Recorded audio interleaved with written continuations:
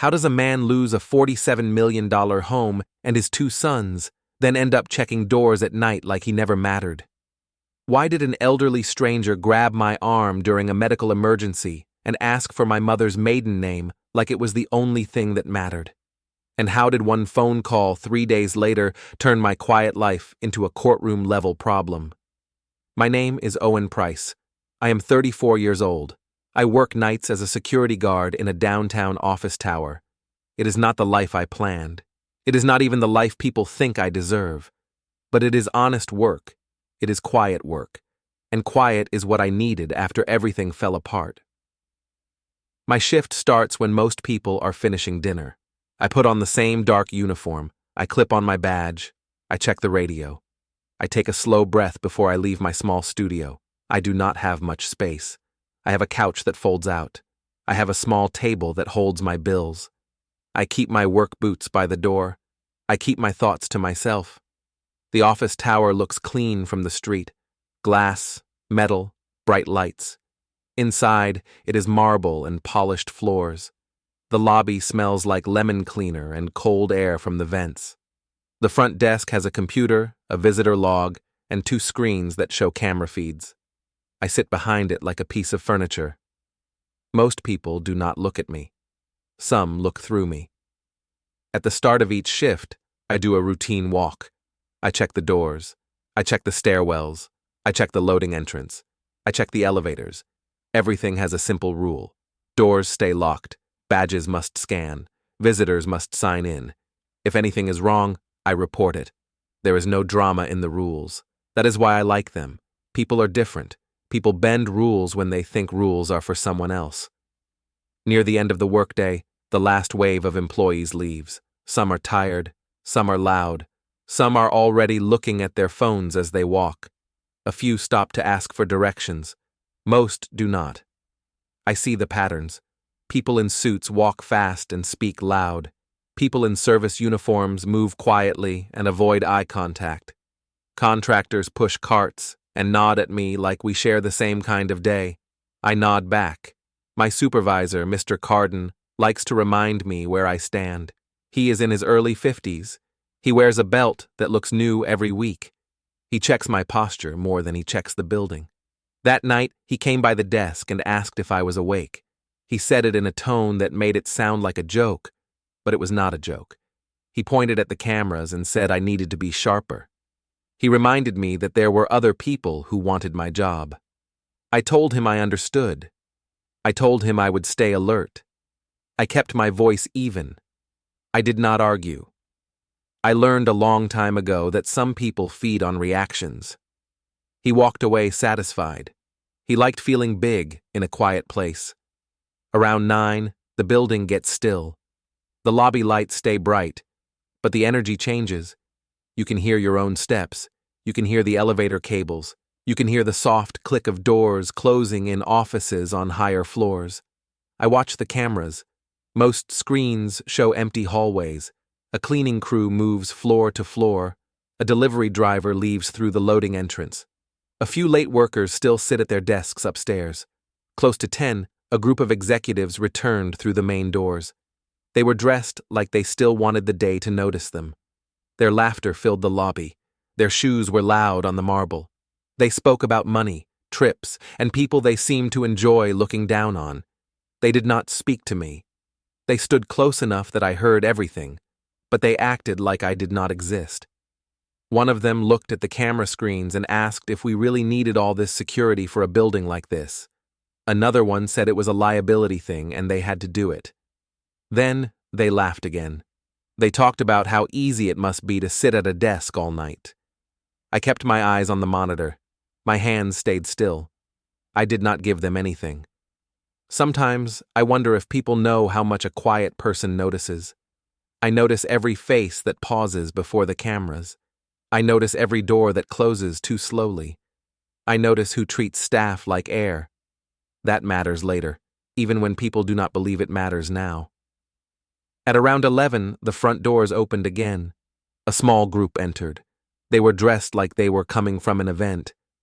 I glanced up, then back to the visitor log. It was a normal habit. but my eyes caught one face that I knew too well. It was Laura. I had not expected to see her in my building. I had not seen her that close in months. I had seen her at school pickup from a distance with people around her. But this was different. This was a controlled space. This was my desk, my cameras, my shift, my rules. She did not come to the desk. She did not acknowledge me. She walked with a man beside her, and he held himself like he owned every room he entered. He kept one hand near her back, not touching her much, but guiding her with small moves. I knew him. Not personally, but I knew his name. Grant Voss. He looked at the desk.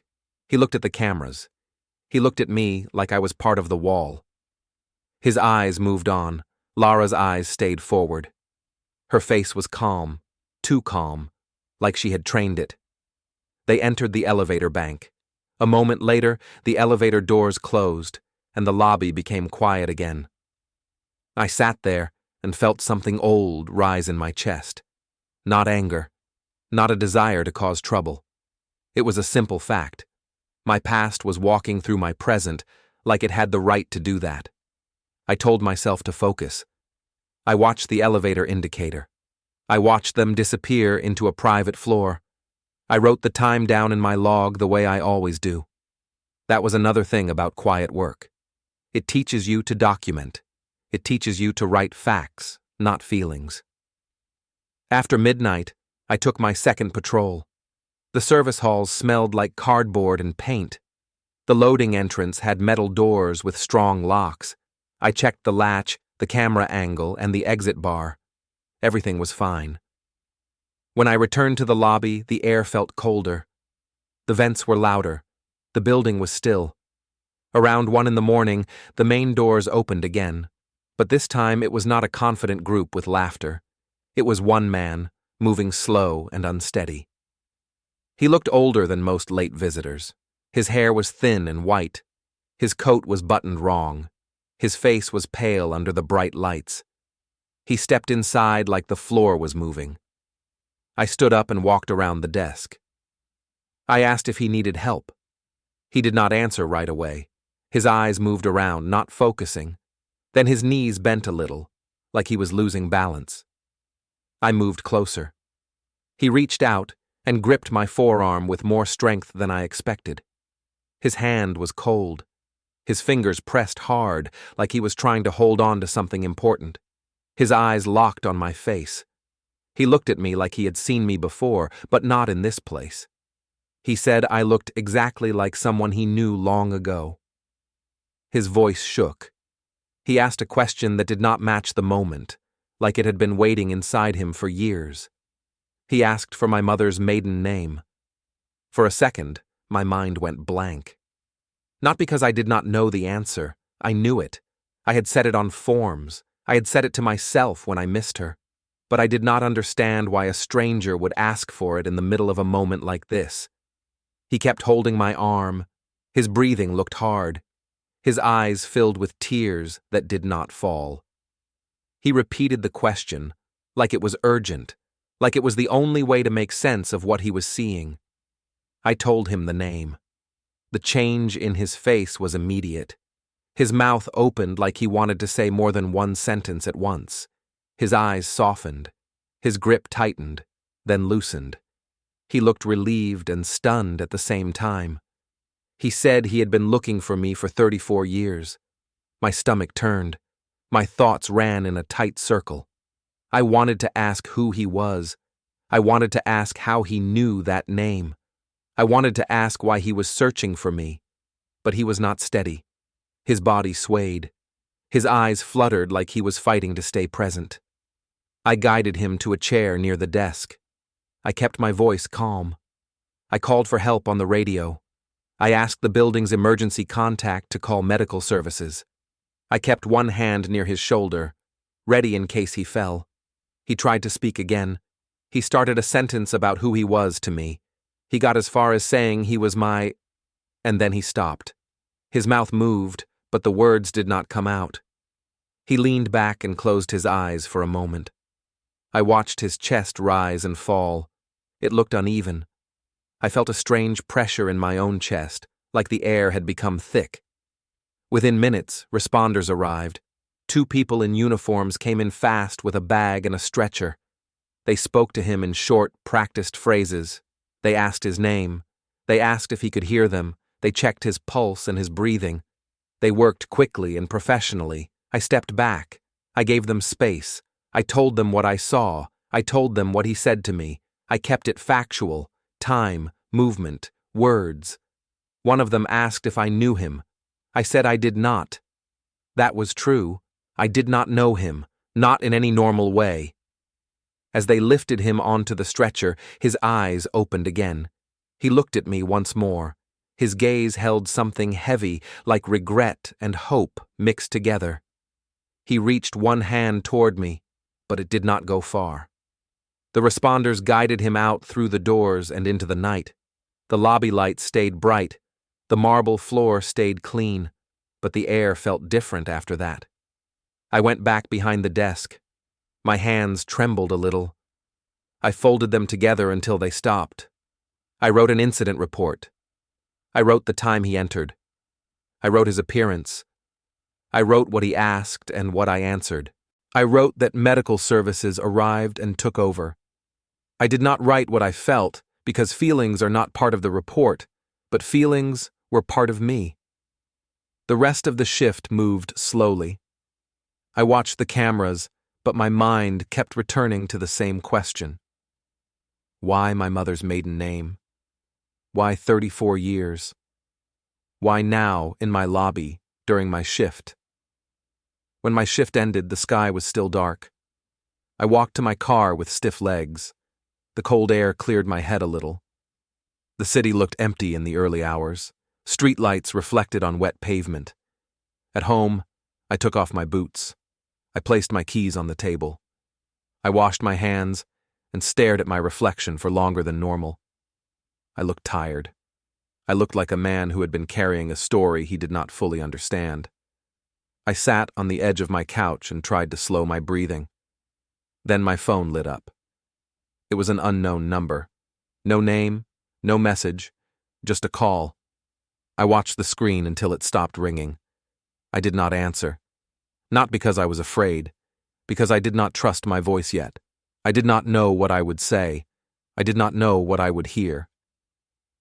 A moment later, the screen went dark again. I placed the phone face down on the table. I sat in the quiet. I listened to the building settle. I listened to my own thoughts.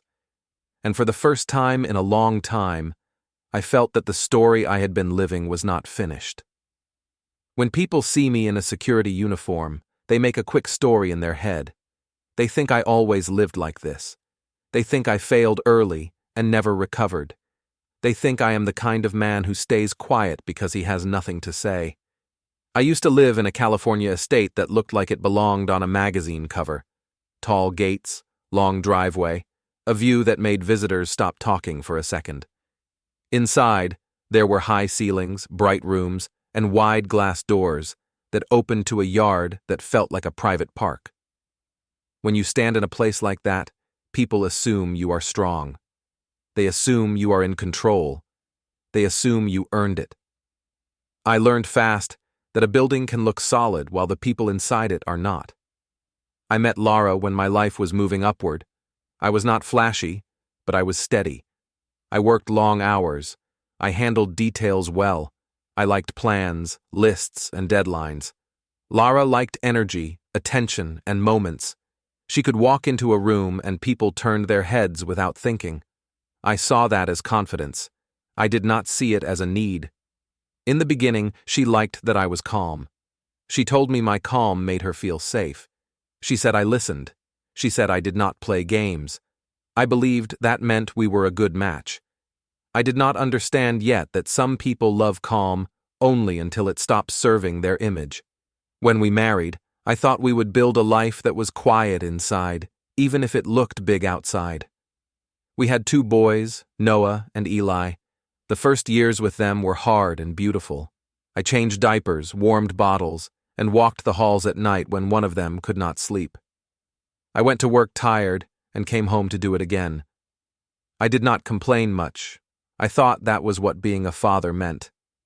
The estate became our stage. Lara started hosting people more often. At first it was small dinners, then it was larger gatherings. She liked planning them. She liked the pictures. She liked the way people spoke about our home like it was proof of something. During those events, I started to feel like a staff member in my own life. Lara would ask me to move chairs, carry trays, and handle small problems right when guests arrived. It was never framed as help. It was framed as my role. If I tried to sit and talk, she would look at me and signal with her eyes that I was needed somewhere else. If I stayed seated, she would later tell me I looked lazy.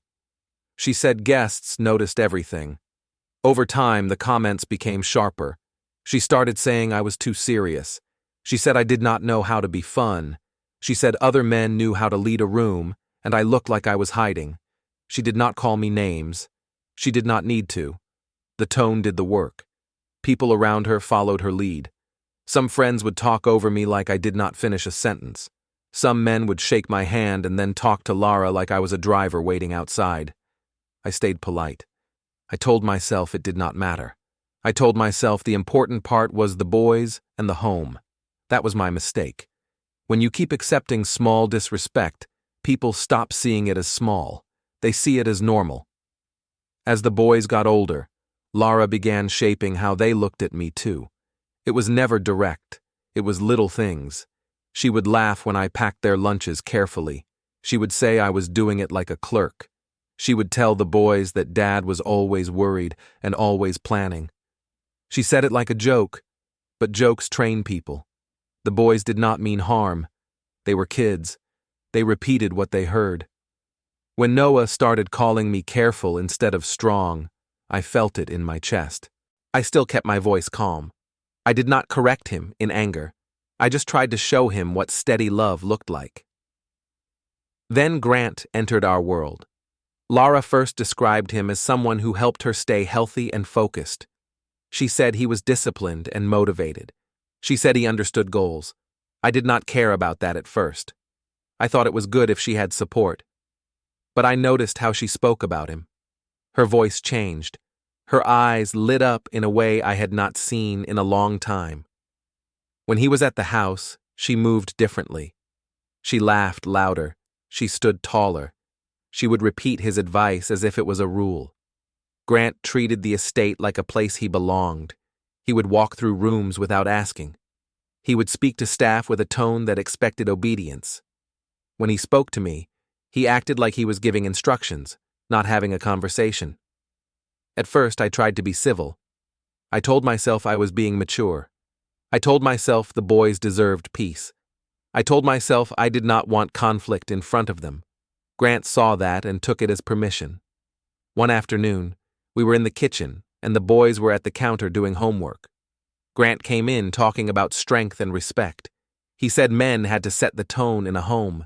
He looked at me while he said it, like he was teaching me in my own house. Lara did not stop him. She watched me to see my reaction. When I did not react, she smiled like she won a small contest. After that, the pattern was clear. Lara would push, Grant would press, and I would be tested. Not because they wanted a discussion, because they wanted a performance. They wanted me to either explode or shrink. Either result would serve their story. I chose neither. I stayed calm. I kept routines for the boys. I handled school forms, doctor appointments, and schedules. I fixed things around the house. I paid attention. I documented dates in my head without even realizing I was doing it. Then the money conversations started. Lara began saying the estate was too much work. She said the staff cost too much. She said it would be smarter to restructure things. She started talking about accounts, advisors, and protecting the boys. She framed it like she was being responsible. I asked to see the details. She told me I worried too much. She said she had experts. She said I should focus on being present, not on controlling everything. That word, controlling, stayed with me. It was the first time she described my responsibility as a problem. Soon after, she started pushing me to step back from my own work. She said my time belonged at home. She said the boys needed me more than my job did. She said I did not need to be out in the world proving anything. She told me my role was stability. I believed her. I reduced my hours. I turned down projects. I told clients I was unavailable. I made space for my family because I thought that was what a good husband did. When I finally realized the trap, it was already tight. The separation did not start with one big event. It started with Laura speaking to me like I was already gone. She stopped asking my opinion. She stopped telling me plans. She started using the house as if I was a guest who could be managed. One night, after the boys went to bed, she told me the marriage felt heavy. She said we were not aligned. She said I did not inspire her. She said I was safe but not exciting. She said she needed a partner who matched her life now. I told her I heard her. I told her I wanted to work on things. I suggested counseling. She said it was too late for that. She said she had been carrying the relationship. Then she told me she wanted me out of the house for a while so the boys would not feel tension. She said it would be temporary. She said it would be best for everyone. I remember standing in that hallway, near the stairs, and feeling like the floor was moving. The house was quiet. The boys were asleep. The walls held family pictures. And I was being told to leave my own home, like it was a reasonable request. I did not want to fight. I did not want raised voices. I did not want the boys to hear anything, so I agreed to leave for a short time. That short time became my new life. Once I was out, Laura set the terms. She decided when I saw the boys. She decided where I picked them up. She decided how long visits lasted. She used calm language, but every rule pushed me further out. At school pickup, she would arrive with Grant. They would stand close, smiling for other parents. If I approached, Laura would keep her voice sweet and say we should keep things smooth. She said the boys needed consistency. She said I should not make scenes. Grant would watch me like I was something he already measured. Sometimes he would speak to me in front of others and call me by my first name in a tone that sounded like a warning.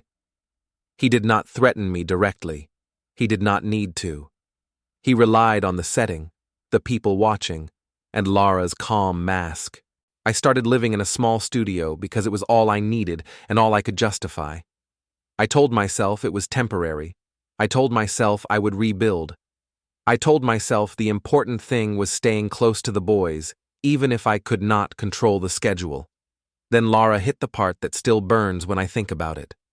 One day, after I asked for more time with the boys, she told me I should accept reality. She said I was no longer the man with resources. She said I would end up alone and broke if I kept pushing. She said people like me always did. She said it softly, like advice. I nodded like I understood. I kept my face calm. I did not beg. I did not argue. I just absorbed it and went home. That night I opened a storage box and looked at old paperwork and photos, not to use them, but to remind myself of a simple truth. I had built things before. I could build again. But I also knew something else by then. Laura did not just want separation. She wanted a story where she was the winner and I was the caution sign. She wanted the boys to believe that too. She wanted everyone to see me as a man who deserved to be replaced. So I took the job that was available. A night security post, a desk, cameras, doors, rules. It was not glamorous, but it gave me stability. It gave me a steady paycheck and health coverage. It gave me structure when everything else was being pulled apart. People looked at me differently once I wore that uniform. They spoke slower, like I could not follow. They gave instructions like I did not know basic things. They assumed my past was empty. I let them assume it. Because by the time I met that elderly man in the lobby, I had already learned this lesson the hard way. When someone thinks you are small, they stop guarding their words. They stop guarding their actions. They stop imagining consequences. And that is when the truth starts to show itself. I did not sleep much after that shift. My body was tired, but my mind kept circling around the same details. The question about my mother's maiden name, the number of years he said, The way his face changed when I answered. It did not feel random. It felt planned, like he had carried it for a long time and finally saw a door open. In the morning, I checked my phone and saw the missed call again. I listened to the voicemail this time. A woman with a steady voice said her name was Ms. Reyes. She said she was calling on behalf of Walter Klein. She said there were urgent identity questions and that she needed to speak with me soon. She did not explain more. She did not try to convince me with emotion. She sounded like someone who relied on process. I sat on my couch and stared at the wall for a minute. I told myself not to build fantasies. I told myself it could be a mistake. It could be confusion. It could be a coincidence that sounded larger than it was. But the question he asked was too specific. People do not ask that kind of question by accident. I called the number back. It rang a few times and went to a professional voicemail. I left a message with my name and a request for a time to speak. My voice stayed calm, but my hand shook when I set the phone down. I went to the hospital later that day. I did not expect them to tell me much, but I needed to try. The waiting area smelled like coffee and disinfectant. People sat in rows staring at screens or floors. A television played softly in a corner. I walked up to the desk and asked about Walter Klein. I said he had been brought in during the night, and I wanted to know if he was stable. The staff member looked at the screen and then at me. Her tone was polite but firm. She said she could not share private information. She asked if I was family. I paused because I did not know what I was. I said I was the person who called for help and that Walter had asked me a personal question before he was taken inside. She softened a little, but the answer stayed the same. She said if Walter wanted contact, it would come through the right channels. I left feeling both foolish and alert. Foolish because I had no proof of my place in that story. Alert because the system was already treating it like a serious matter. On my way out, I stopped at a coffee shop across the street. It was small and quiet. I ordered something simple and sat by the window. I watched people come and go. I watched the hospital doors open and close. I tried to slow down my thoughts and focus on facts. My phone buzzed. Ms. Reyes called me back. Her voice was the same as in the voicemail, controlled, clear, and careful. She confirmed my name, my date of birth, and my mother's full name. She asked where my mother grew up. She asked about a few old addresses I barely remembered from childhood. I answered what I could. I told her when I was unsure. I did not try to impress her. I stayed honest. She said Walter had been searching for someone connected to my mother for decades. She said Walter had kept records and had been trying to confirm identity before taking formal steps. She said Walter had seen me in the lobby and believed the search had ended. She said there were still procedures to follow and that she would explain the next steps soon. I asked who Walter was to me. She did not answer the question directly. She said it was not responsible to define relationships without formal confirmation. She said Walter's health was unstable and that timing mattered. She said there were legal obligations she could not describe over an open phone line. She told me to keep my schedule open and to avoid discussing the call with anyone who might act against my interests. That last phrase stuck with me. Act against my interests. I ended the call and sat still. A part of me wanted to laugh at how strange it sounded. Another part of me felt cold. If this was real, then it was not only personal. It was connected to money, property, and control. Those things attract people who like to take. My mind went straight to Lara, not because I wanted revenge, because I knew her pattern. She moved fast when she sensed an advantage. She cared about image, power, and winning. If she even smelled a change in my situation, she would not wait to see the full truth. She would try to manage it.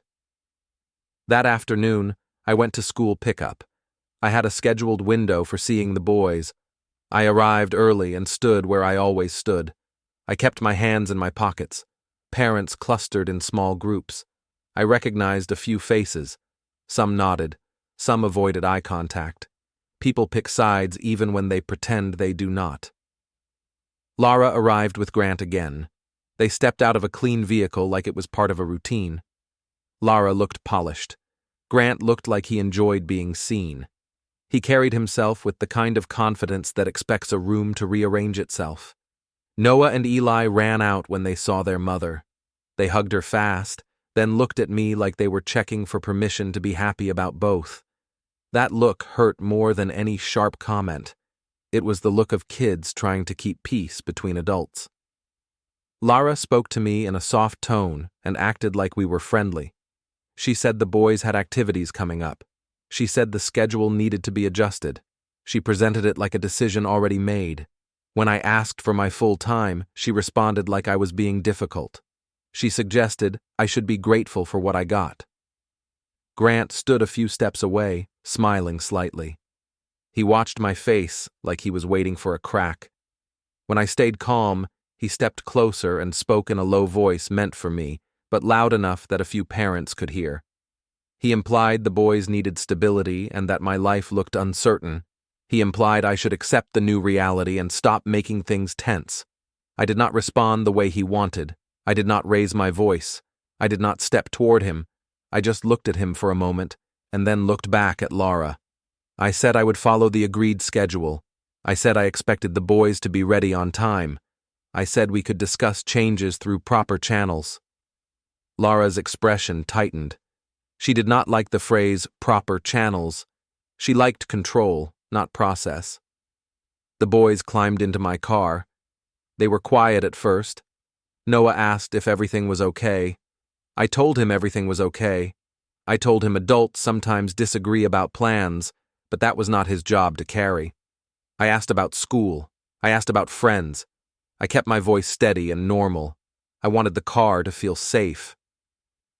Later, when I dropped them off, Lara stayed on the porch and watched every step like she was counting them. Grant stood behind her, arms folded, like a guard who thought the home belonged to him. I drove away and felt something settle inside me. Not anger, clarity. I had been moving through the last year like a man trying not to spill a glass of water. Careful with every step, careful with every word, always focused on keeping things calm for the boys. I told myself that was strength, and it was in a way. But it also made me predictable. It made me easy to manage. That night at work, the building felt different. I watched the cameras and saw Grant enter again, earlier this time, wearing a confident smile. He walked past the desk without checking in, because he had already learned which rules he could bend. I stood and asked him to sign in, the way the policy required. He looked at my uniform and then at my face, like he finally remembered where he had seen me. He spoke with a quiet laugh and suggested I was taking my job too seriously. He implied I should focus on simple tasks and leave important matters to other people. I told him the policy applied to everyone. I said it calmly and clearly. He took a step closer. His eyes moved over my face like he was comparing me to something. Then he said I looked familiar, and he asked if I used to live in a certain part of California. He asked it like a casual guess, but it was too sharp to be casual. My stomach tightened. I did not answer. I repeated the request for him to sign in. He smiled again, but it did not reach his eyes.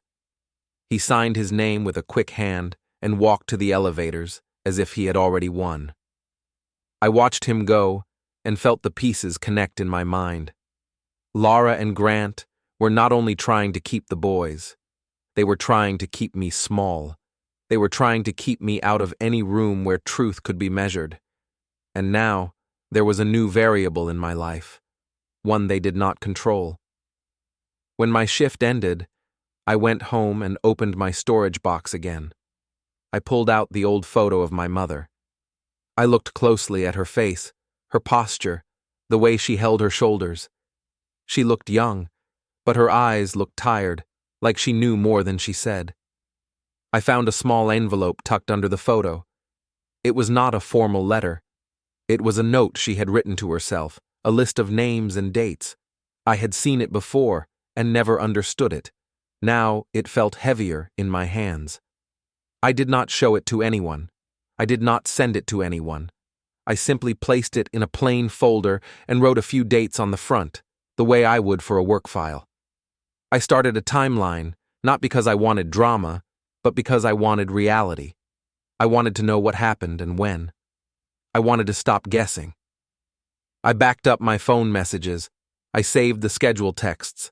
I organized my calendar entries. I kept everything in one place. I did it quietly, the same way I wrote incident reports at work. Facts first, feelings later. Then I made one more call. I called Ms. Nadia Keene, a woman who knew my mother years ago. She had been kind to me when I was young. I had not spoken to her in a long time, because life moved and I stayed busy. But I remembered her as someone who valued truth over gossip. When she answered, her voice warmed when she heard my name. I told her I had a strange question about my mother's past. I did not share details. I just said someone had asked me about my mother's maiden name and claimed to be connected to her. There was a long pause on the line. She asked where I was calling from. I told her. She went quiet again, like she was deciding how much to say. Then she told me we needed to talk in person. She said there were things she did not want to say over the phone. She said she always wondered when this day would come. I wrote down a meeting time and place. When I ended the call, I sat in the dark studio and listened to the silence. I felt tired, but I also felt steady. For the first time in a long time, I was not reacting to Lara's story. I was building my own understanding. I did not know yet who Walter Klein really was to me. I did not know what Ms. Reyes was preparing. I did not know how far the consequences could reach. But I knew one thing clearly. People around me were acting confident because they believed I had no options. They believed I had no leverage. They believed I would accept whatever they handed me, as long as I stayed close enough to see my sons. I was done living inside their assumptions. From that night on, I stopped trying to prove my worth with emotion. I decided I would prove it the way institutions understand best, with timelines, records, and calm steps that cannot be argued with. The next few days felt like I was walking with two lives on my shoulders. One life was the one everyone could see. I went to work. I checked doors. I logged visitor names. I picked up my sons when I was allowed to. I smiled when they told me about school. I stayed calm when Lara spoke to me like I was a problem she had already solved. The other life was quiet and careful. It was phone calls that happened in short windows. It was meetings that did not look dramatic from the outside. It was me learning how to stop guessing and start confirming. I met Ms. Nadia Keene at a small diner in the late afternoon. It was not fancy. It had worn booths and a coffee smell that never fully left the air. She chose a corner seat with a view of the door. That told me something about her. She liked to know what was happening around her. She looked older than I remembered, but her eyes were the same, sharp and steady. She did not waste time on small talk. She asked me to tell her exactly what happened in the lobby and exactly what the elderly man asked. I told her the facts. I told her he grabbed my arm. I told her he asked for my mother's maiden name. I told her he said he had been looking for me for 34 years. I told her he tried to say who he was before help arrived. Ms. Keene held her coffee cup in both hands and stared at the table for a long moment. Then she said, "My mother had secrets that were not the kind you share at a party." She said my mother was careful for a reason. She said there were people who could change a life with a phone call, and my mother did not want me near that world. I asked her if my mother ever mentioned Walter Klein. She did not answer right away. She said she heard that name once, many years ago. She said my mother said it like it hurt to say it. She said my mother also said that if someone ever came asking questions, I should not be rushed into anything. She said my mother wanted me safe more than she wanted me rich. That sentence hit me in a strange way. Safe more than rich. I told Ms. Keene that I was not chasing money. I told her I only wanted the truth.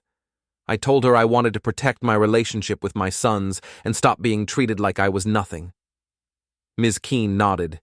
She said, "Truth still needs structure." She said I should not make emotional decisions. She said I should treat this like a process. She said people with power respected paperwork and timing, not anger. Before we left, she gave me one small detail. She said my mother once worked for a family connected to large property and large donations. She said my mother was proud, but she was also protective. She said my mother believed that sometimes the safest path was to live smaller on purpose. I drove home after that and sat in my car for a few minutes before going inside. I could feel the old picture of my life shifting. My mother was not just a tired single parent trying to survive. She was a person who made choices under pressure. She was a person who hid me on purpose. That thought made me sad, but it also made me respect her more. The next morning, Ms. Reyes called me again. She asked if I could meet her in person. She gave me a location and a time. She told me to bring simple identification and to arrive early. Her tone stayed calm, but I could hear urgency under it. Her office was modest. It was not the kind of place people imagine when they think of power. It was clean, quiet, and practical. A receptionist greeted me and asked me to sign in. I sat in a waiting chair and listened to the soft sound of printers and footsteps. When Ms. Reyes came out, she shook my hand and guided me into a conference room. There were folders on the table. There was a closed laptop. There was a small notepad with neat writing. Nothing was dramatic, but everything felt serious. She asked me a few more identity questions. She looked at my answers like she was building a map. She asked about my mother's birthday. She asked about the hospital where I was born. She asked about a childhood address I had not said out loud in years. I answered as best as I could. When I was unsure, I told her I was unsure. She seemed to respect that. Then she explained the situation in a way that still avoided big statements. She said Walter's health was fragile. She said Walter had been preparing for a moment like this, but the timing was not ideal. She said there were steps that had to happen in order. She said some of those steps involved verification, and some involved formal notices. I asked again who Walter was to me. Ms. Reyes said she could not label it yet. She said there were reasons the label mattered, and she did not want to say the wrong thing before everything was confirmed properly. She said she understood my frustration. She said she was asking me to stay calm for a little longer. I told her calm was something I could do. She gave me practical guidance. She said I should keep my personal life quiet. She said I should not post about anything online. She said I should be careful about who I told. She said if anyone suddenly changed their attitude toward me, I should notice it and not react. I asked her if someone was likely to try to influence me. She did not say yes directly. She said changes in money and status tend to bring sudden interest from people. She said people who once ignored you can become friendly overnight. She said I should keep records of any contact that felt unusual. I left her office feeling like I had stepped into a hallway that connected to rooms I had never seen. It was not a hallway I asked for, but it was there. On the way home, I visited the bank, calmly requesting account reviews, stronger alerts, security updates. The banker's subtle shift confirmed background notes. Something brewed. Lara sharpened, probing questions about work, calm demeanor, new people. Grant offered patronizing respect, urging acceptance of their new order. I responded briefly, documented tones, dates, protection, not pettiness. Courthouse visit, learned enforcement rules, communication standards. Spotted Lara and Grant. She warned against complicating things for the boys. I replied, seeking clarity for stability. Gala invitation arrived. Lara and Grant hosting at the estate, polished charity facade, media presence. Forwarded to Ms. Reyes. She noted timing mattered. Routines held, work, boys, short replies, organized folders. Surface unchanged, but balance shifted carefully. Gala day. Arrived composed, parked myself. Boys lit up briefly, then hesitated under watchful eyes. Lara greeted with performative warmth. Grant implied my presence showed maturity. Miss Reyes took stage, announced Walter's verified paternity, triggered instructions. Trust activated, estate control, access reverted to me. Lara's conditional authority revoked for interference, misleading negotiations. Venue enforced, keys surrendered, signage removed, Lara grant repositioned. Room hushed, donors averted eyes. Lara's composure cracked as reality landed. Not argument lost, but control stripped. Boys looked to me. I nodded reassurance. No drama from me, just steady presence. Process spoke. Truth prevailed quietly on their chosen stage. Estate mine again, parenting filings next, stability for sons prioritized. Lara's keys clinked away, doors closed on her narrative. Mine opened to reclaimed life.